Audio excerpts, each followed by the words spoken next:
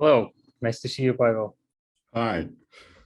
We decided to talk about Ukrainian book history and about Ukrainian history in general and about Ukrainian books in general.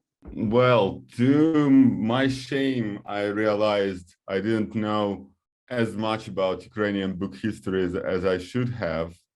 So I started from what I know, what I've seen myself, and I've collected a few starting points for anyone interested in the topic. So basically, I'd like to talk about a few examples of the books either produced or kept preserved in Ukraine. So this book, Kievan Glagolitic Folios, which is fully scanned and available on the Ukrainian library website. Hopefully it's still online, because yesterday most of the government-run sites weren't working. And not like the Russian ones, which were, hacked, and rightfully so, I guess. But the Ukrainian websites go dark, unfortunately, for some absolutely different reasons. And I'm sorry to interrupt, Pavel, but I seen a call to archivists to help archive the Ukrainian internet during these days. And if you are interesting to volunteer and help, that may be a great another way to help Ukraine these days, because internet is kind of ephemeral, and some things may be lost forever if they are not saved while they are online. So that's another way to help Ukraine and Ukrainian culture, if you have time and if you are ready to do this. And I can't stress enough how much danger these websites are in, because while I was preparing this, most of the websites I looked at on Sunday and on Monday were offline. So today it's been a bit better. So I really hope that large players like Google or Microsoft, who have lots of things cached, will help to rebuild Ukraine after all is finished.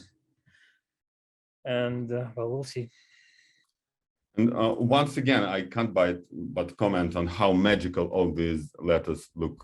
When I look at this, I think about Ethiopian magic scrolls or some symbols scribbled by a Syrian monk. And it's a bit step away from the Ukrainian theme, but I really invite all of our viewers, current and future viewers, to check work of other guests of our podcast, Kalin Taskalov, who you probably know under name Stepan. It's a amazing Bulgarian artist and bookbinder, and he recently wrote a manuscript and Glagolitic script, which is an amazing achievement, because he had to learn it and he had to write it and he had to bind it, and that's very impressive. And it's another connection to this old Bulgarian Slavonic, Church Slavonic language, which Pavel mentioned also. And for Pavel, it's a personal connection as well. So I'm always glad to mention Stepan here. Sorry, I'll continue interrupting you. Feel free to. So the good thing about this full scan is that we don't just have the document itself, but also a few notes by people who found this manuscript. We have to say where it was found. It was found on the Sinai Peninsula, in the great library in the only antique library surviving to our day. It's a late antique 5th century library of the St. Catherine Monastery. It was found there by this fine gentleman. This is Antonin Kapustin, who was clearly a member of the church, but he wasn't a priest. He was the head of the Russian church mission to Jerusalem. And from there, he launched a number of archaeological missions, both in Jerusalem, all over Palestine, and in Egypt. And he also traveled the region and looked for ancient books. It was him who helped to organize the transfer of the Codex Sinaiticus to Russia and many other books. And he also found these Glagolitic Folios, but they didn't end up in Moscow or St. Petersburg. They ended up in Kiev, like many other things that ended up in the metro. How do metro? In Russian, I would say metropolia. Yeah. So the two capitals of Russia. But he gifted it to the Kiev Theological Seminary, which he was used to be a pupil of. So by that time, Kiev was very much a part of this intellectual milieu, and people in Kiev could appreciate these ancient texts. They were first analyzed and published in Kiev. They are still studied by the scientists there, and not long ago there was a big conference devoted to the materials. So it is very much known and loved, and certainly Kievan Folios they are. So to mention another document that we talked about on our previous podcast, and appropriately a very international one. It's known as Kyivan. We mentioned it on our podcast that hasn't aired yet, so our viewers cannot watch it, but it's one of the next ones in the line. Actually, I talked about it on one of our earlier live streams. Live streams. Yeah, so that's true. That we can find. Okay. So this document comes from Kiev, but it's not currently in Kiev. It's not in Moscow. It's not in St. Petersburg. It's not anywhere near. Back in the 10th century, this letter from the Jewish community, and yes, it is not Glagolitic, it's Hebrew, traveled all the way to Cairo, where it spent another 800 or 900 years before being discovered in late Victorian times as part of the famous Cairo Geniza. As Stepan mentioned, we talked to one of the curators. Alexander Gordon, yeah. Yeah.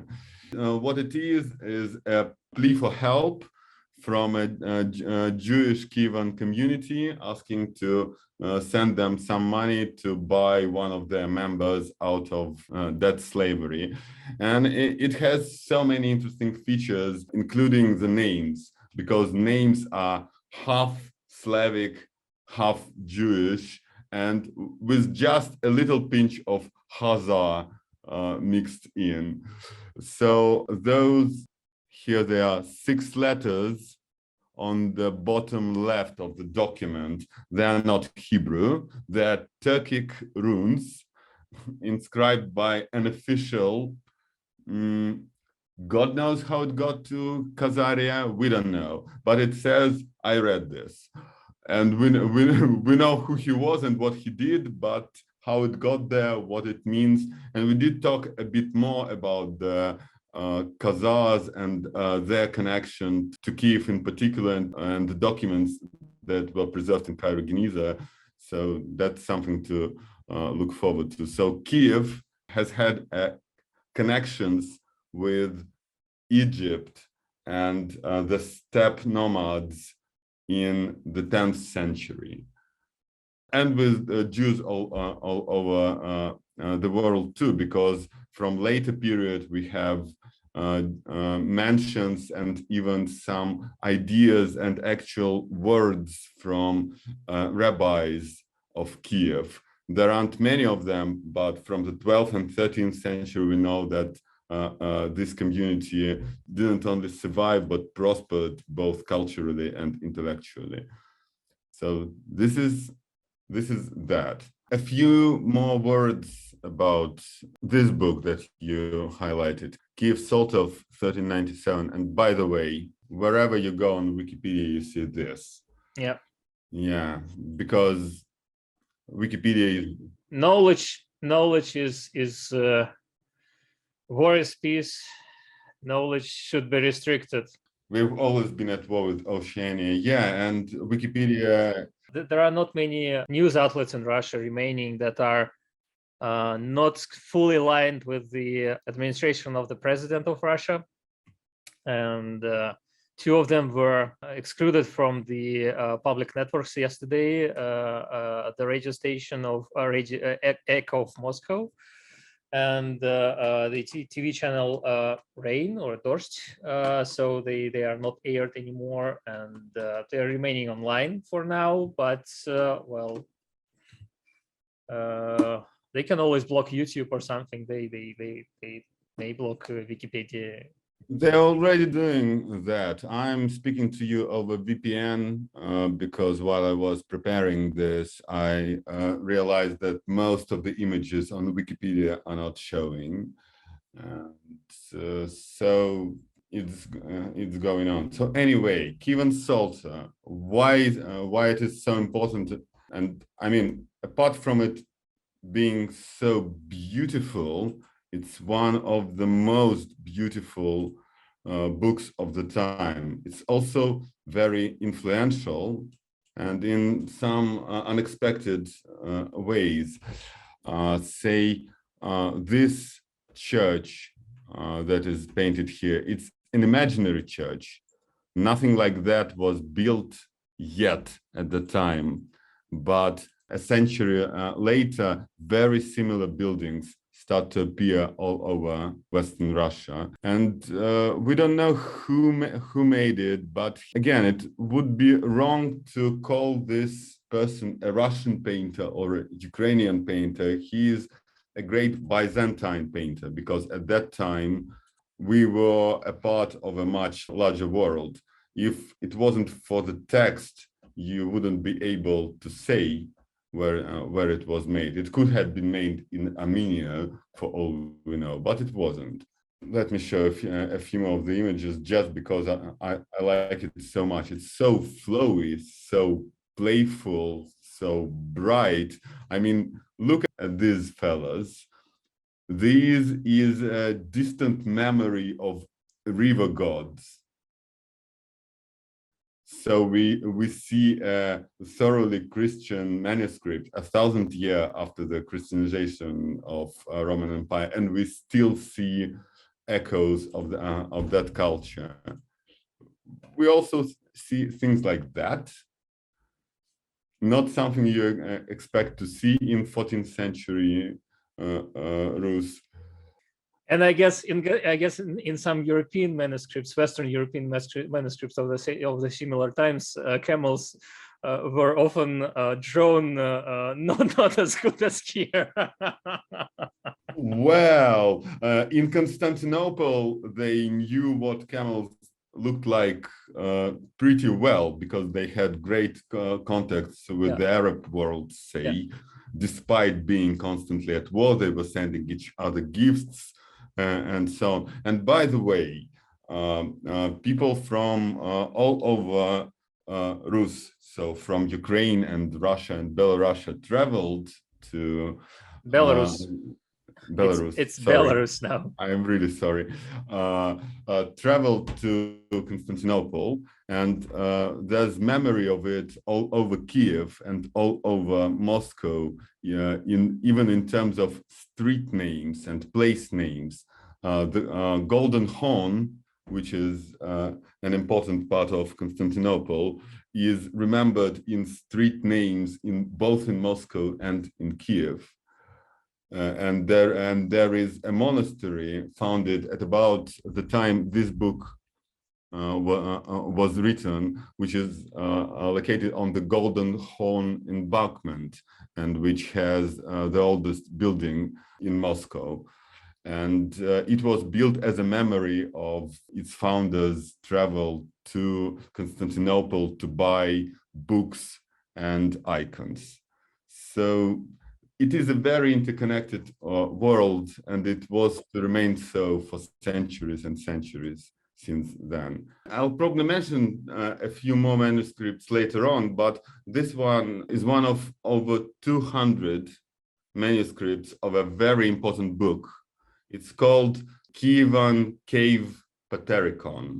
So Patericon means stories of the fathers, which is church fathers and monks, and Kievan caves are the location of the oldest monastery in Ukraine and in all of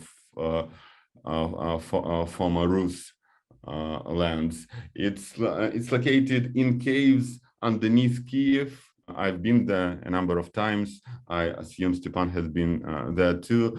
And the legends of this monastery and of how it was founded and of how Christianity first started in Kiev, and generally about the life in very, very early years of Kiev, were recorded in this book in about 13th century. This is not a 13th century copy. It is about 150 years later, and it is an amazing source. I read its portions that relate to the building of the earliest church in Kiev, not the big cathedral, but the church of a smaller size. And it tells, and it's a wonderfully poetic and magic book, and lots of copies survive all over the world.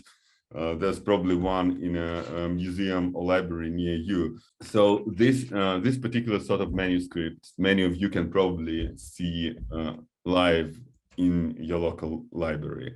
Although no, this is the most important and the most complete copy of it. I've only seen it once on an exhibition a few years back. It's late